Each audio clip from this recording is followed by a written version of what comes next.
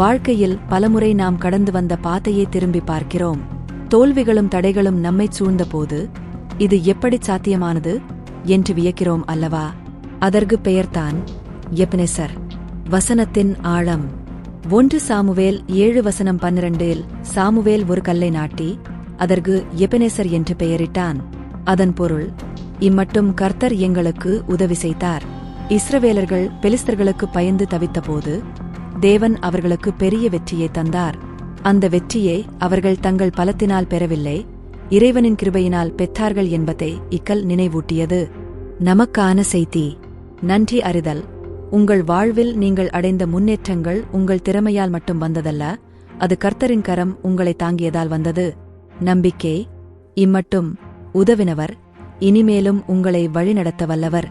கடந்த கால வெற்றிகள் எதிர்காலத்திற்கான தைரியத்தை உங்களுக்கு தரட்டும். இன்று உங்கள் இதயத்தில் ஒரு எபனேசர் கல்லை நாட்டுங்கள்.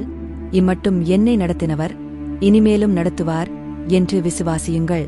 உங்கள் போராட்டங்கள் மாறலாம், ஆனால் உங்களை ஆசீர்வதிக்கும் தேவன் மாறுவதில்லை. ஆமென்.